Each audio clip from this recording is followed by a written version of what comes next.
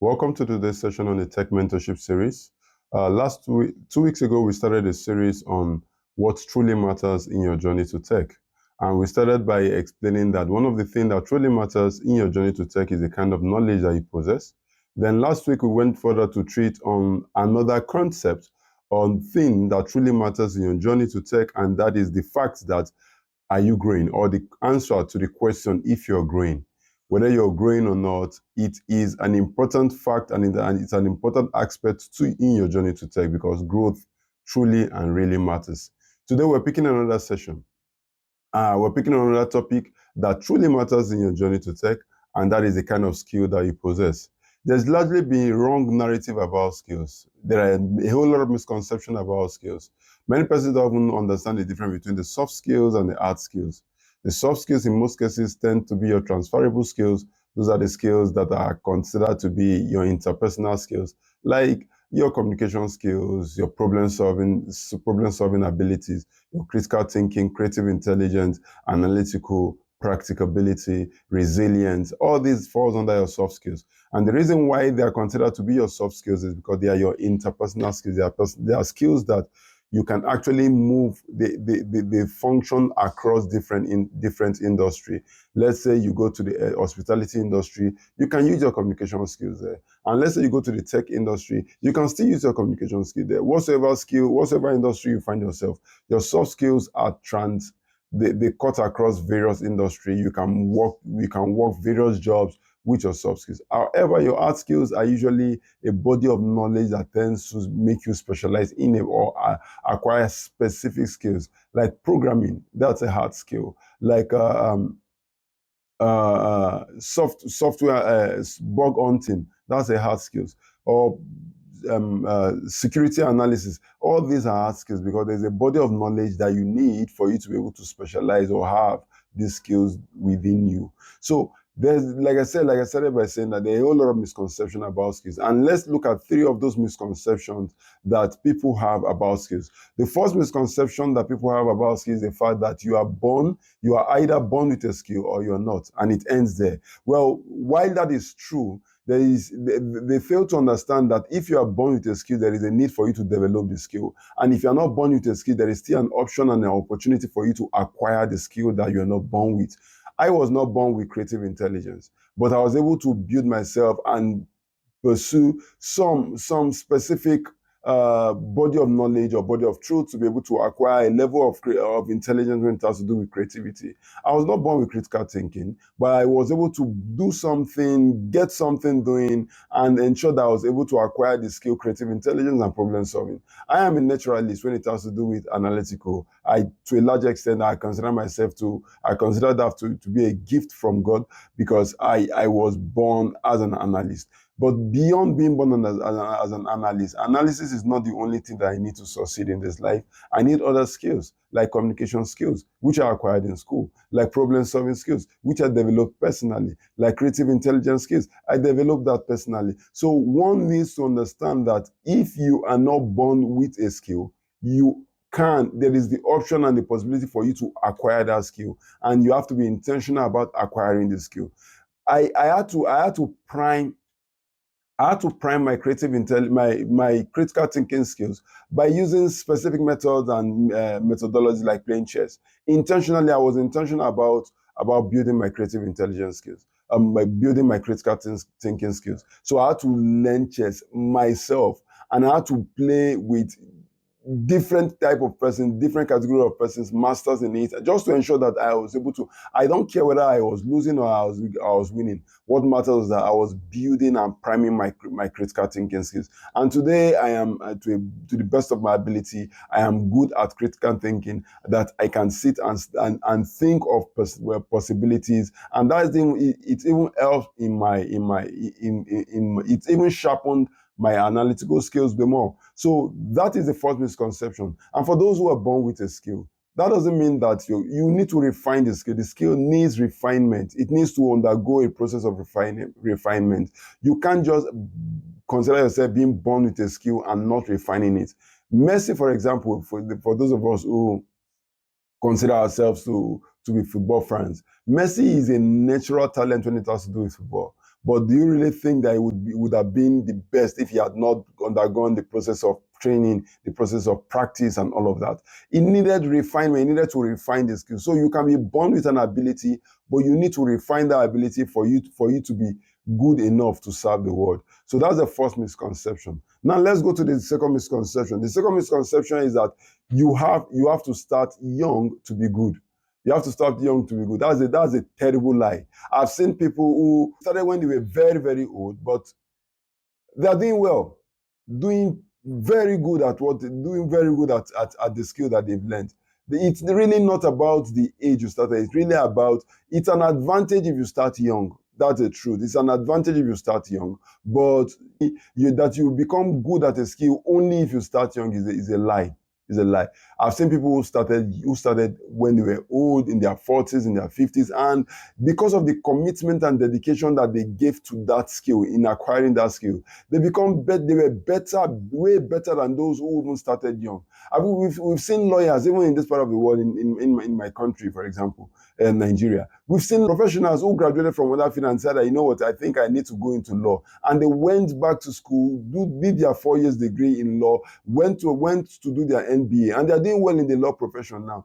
We've seen people who their parents forced to acquire a particular skill. After acquiring the skill, they went back and they gave their parents a certificate because that's not what they actually wanted to do, and they went to acquire what they want to do. You can't say because you started early, then it means that you are qualified to be the best. It's not usually the case. The third misconception is that once you learn a skill, you never lose it. That's lie.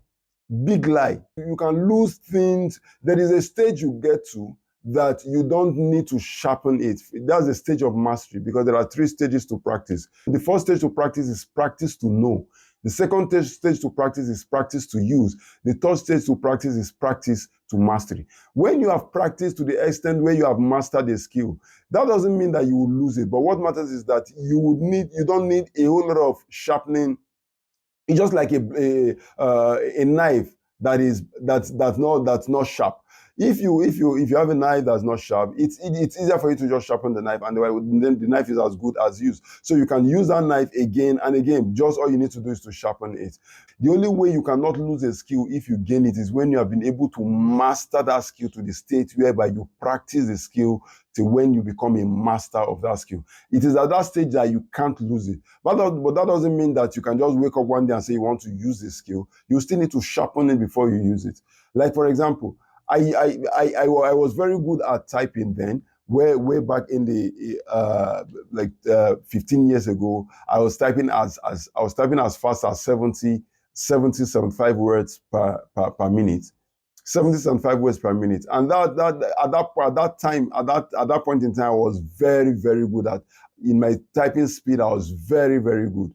But because I left that line of work where I needed to be typing all the time, and I went into core tech where I needed to be using my brain, using my head, and doing a whole lot of analysis and all of that, it dropped. But that doesn't mean that I can't type fast. It only means that I can't type as fast as I used to. So that doesn't mean that I will lose the skill. But if I had not practiced to the stage whereby I mastered the hand placement on keyboard, the screen look while typing instead of the keyboard look, because a lot of person, when they type, they want to look at the keyboard and ensure that their fingers are tapping the right keyboard button and all of that. I moved past all of that I watch the screen while typing, or I watch the document I'm typing, just to ensure that, yes, I am fast. So if you have not typed to the stage whereby you master that, you master the keyboard, you master all the necessary things that is needed for you to be able to carry out that particular skill, you would lose it.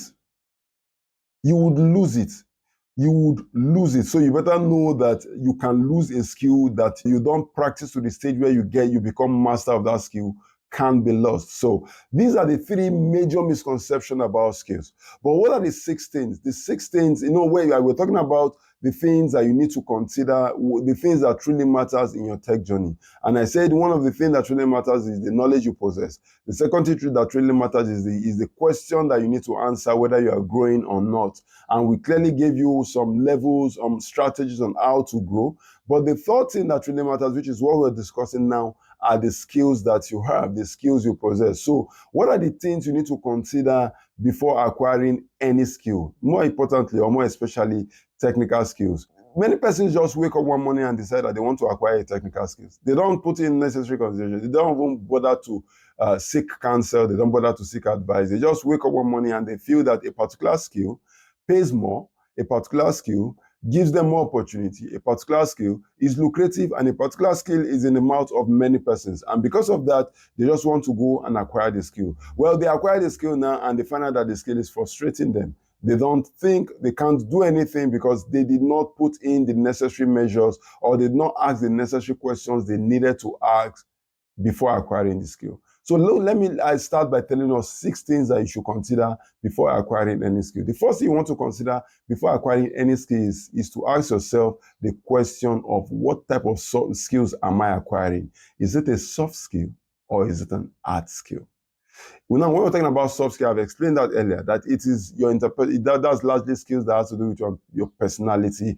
It's more of like your interpersonal skills. They are also considered to be your transferable skills. While your hard skills are a body of knowledge or a body of truths that makes you specialize in a particular field. For soft skill, functions across various industries, but for hard skills, it functions specifically in one industry or one area. So you need to ask yourself, is it a soft skill or a hard skill that I want to learn? Because that question really matters, and it also depends. For me personally, I would prefer you permanent a soft skill instead of permanenting a hard skill. And the reason is simple: hard skills can be obsolete.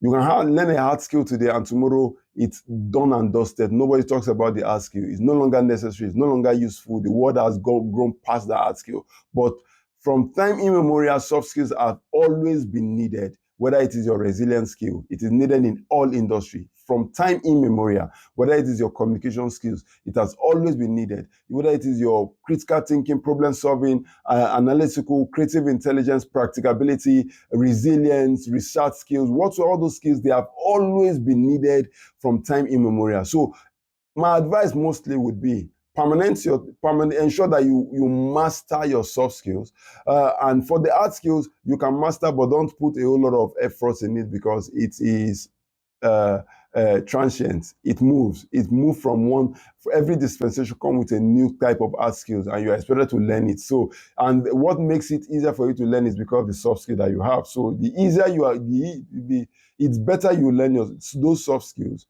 and ensure that you've mastered those soft skills, so that when you need to learn additional skills like the hard skills, it's easier for you. So ask yourself this question: is it a soft skill I want to learn, or is it a hard skill? Because it's important you answer this question. Both of them are good, but soft skills are way better and have longer usage time compared to hard skills. The second question you want to ask yourself is, what's the acquisition period and the usage period? Many of us are in school now, and the truth of the matter is that before you graduate, the skill we've learned in school becomes obsolete. Just imagine that you are doing your degree, and 4 years you've been learning how to draw with pencil. You know, those days when school, architects they do their architecture with pencil. They have a very unique pencil that they buy, quite expensive pencil. I know when my elder brother was learning architecture, when he was learning architecture, the technical drawing and all these architectural stuff, he was buying some pencils, quite expensive. I was like, well, this is just normal pencil, but to him it's not. And you want to just imagine having to spend 4 years of your time on earth learning how to draw with pencil, and only to graduate and find out that people no longer draw with pencil. They now draw with computers. And now you've now spent another 4 years learning how to draw with computers, using the AutoCAD, using all the necessary tools and graphic softwares, only to graduate and find out that AI does it better than you. And you begin to ask yourself, what is the acquisition period and the learning period, or the usage period? Because it's very important. Any skill you are learning, ask yourself this question, or do a research to find out, how long is this skill supposed to last in the world? If the skill is supposed to last 10 years, 15 years, it's good. You can use 4 years to learn and use 10 years to use it. But in a situation whereby the skill is supposed to last 6 years, and you're learning it for 4 years, it really doesn't, it's penny wise pounds foolish, because you're going to invest money, invest time, invest resources in acquiring the skill, only to find out that the skill is now obsolete. So you want to find out the acquisition time and the usage time. It's very important before learning, before taking a decision on whatever skill you want to learn. The third question you want to ask yourself is, what kind of problem is this skill solving in my life? What kind of problem is this skill going to solve in the industry that this skill is going to be dominant? And what kind of problem that this skill is going to solve in the world? Because the world is in need of problem solvers, and you can only solve a problem when you have the skill to solve that problem. So, but what about when you are solving a problem that has already been solved? So what's now the need for you acquiring the skill if the problem has been solved? Except you're saying, yeah, you want to make the problem, you want to solve the problem in a better way, using a more intelligent and more efficient way to solve the problem. So at that point, it's quite understandable. So you want to ask yourself, what's the benefit of this skill to my life? Yeah, this is where you begin to ask yourself, okay, this skill can make me earn a lot of money. This skill can help me make me earn. It's quite lucrative. There are a whole lot of job opportunities and all of that. So these are questions you want to ask yourself about before acquiring the skill. What it's important to you as a person. You want to learn communication skill. How is it going to help you? You learn a skill that's going to help you. You don't learn skills that you don't know what you're going to use them for. I was intentional about critical thinking. I was intentional. In fact, I started building my critical thinking skills about a year and a half ago, when I turned on to chess and I said, you know what, I want to build my critical thinking skills. And one way I can build my critical thinking skills, and also my strategic thinking, because there's a difference between critical thinking and strategic thinking. I learned chess for two reasons. The first reason why I learned chess was because I needed to be strategic in whatsoever thing I do. So I turned to chess to learn it. And I also wanted to be able to think deeply, and that's the concept of critical thinking. And that has largely affected every aspect of my life.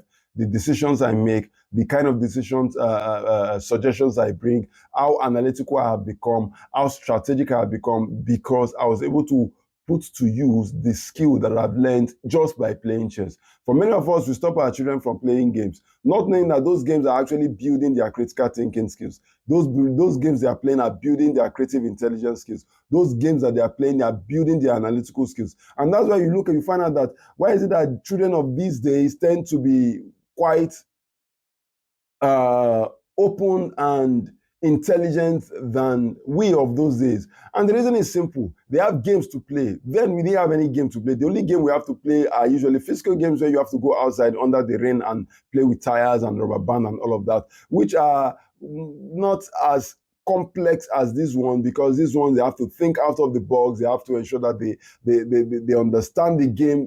And you don't find out that you give a child a game and you don't need to teach the child how to play the game. Before you know what's happening, the child can teach you how to play the same game that you've been struggling to play.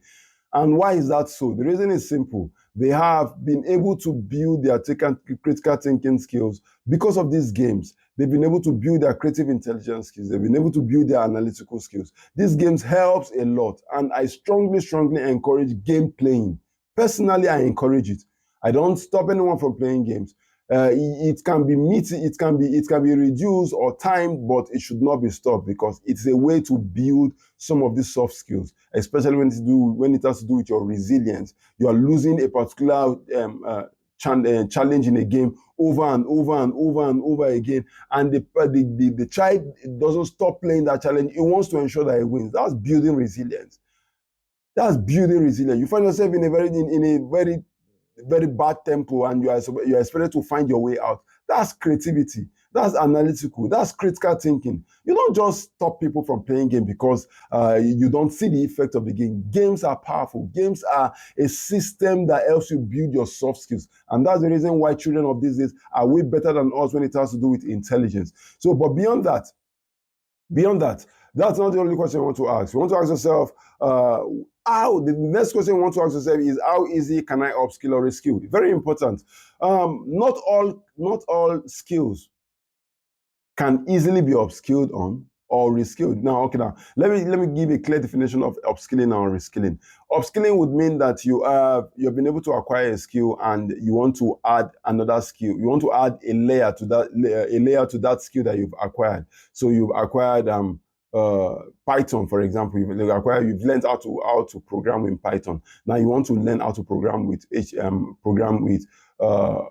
HTML, or let's say Ruby on Rails, Flags, Django library.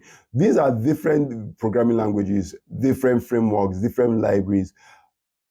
Upskilling would mean that you are not just leaving your skill to the basic or the foundational level that you have acquired. You want to acquire additional level of skill that build upon what you have already acquired. That's upskilling. Reskilling would mean that, you know what, you are changing a skill completely. You are in medicine, you want to switch to IT. That's reskilling. You are an architect, you want to switch to graphic design. That's reskilling. You are a graphic designer, you want to switch to cybersecurity. That's reskilling. Reskilling would mean that you are changing a career path. You're changing a career role completely, and it's required of you to acquire new level of skills and build on those level of skills to be able to acquire that particular skill, area of skill that or area of focus that you're going into.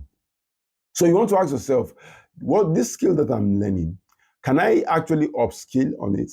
Can I build on it? If, for example, like it is now, AI, for many, if you're going into web software development, for example, and your goal is just to be a programmer, you're going to obsolete. You're already obsolete completely, because AI will program better than you.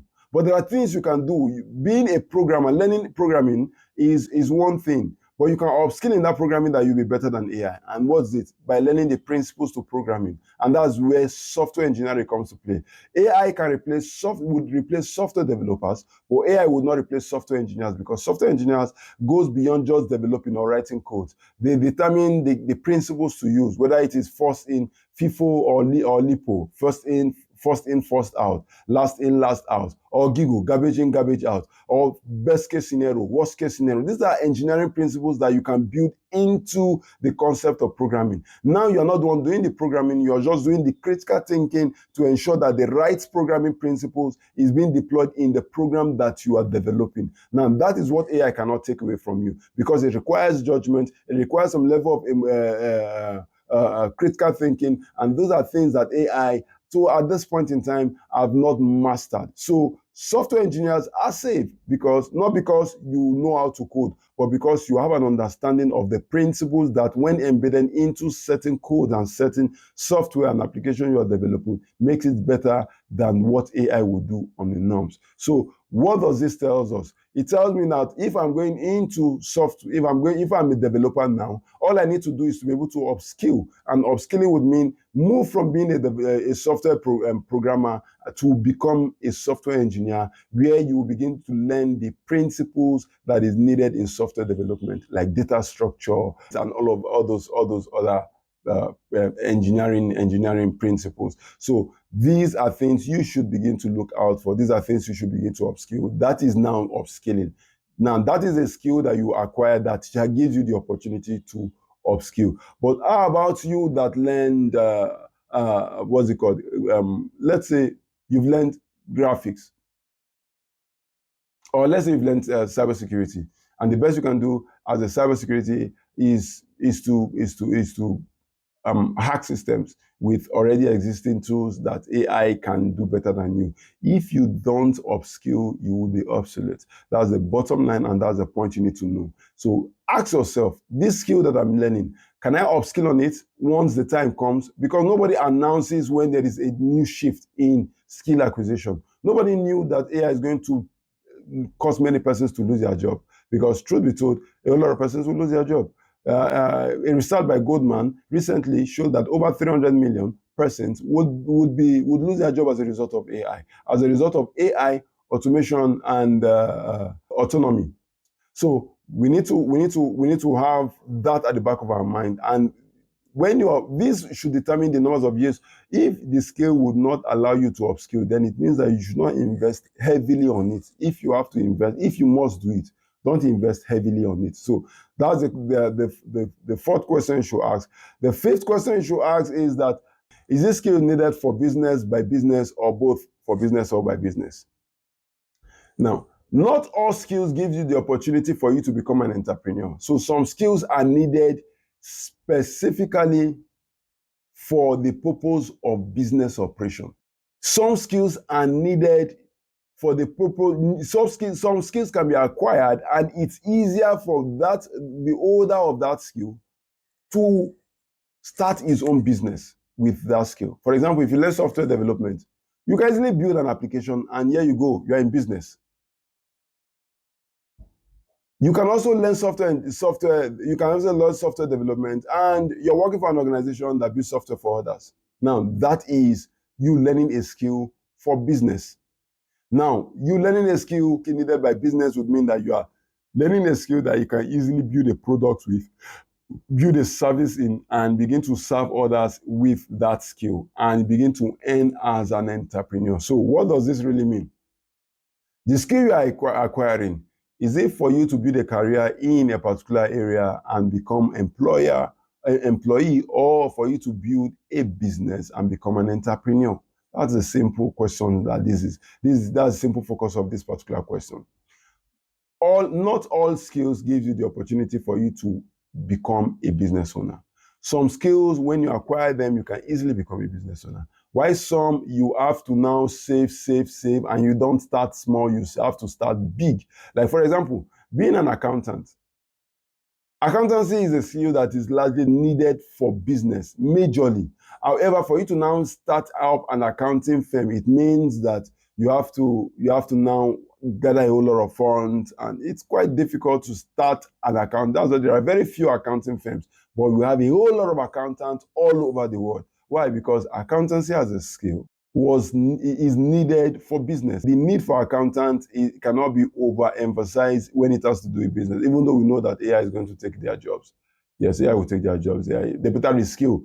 Then we have the last question. The last question is, how easy can I build a business from this skill, which is quite related to the first one. So whether you are building a skill that is needed for business or by business, there is still an opportunity for you to be able to own a business. But when you have a skill that is needed for business, the opportunity is very, very slim, very, very slim.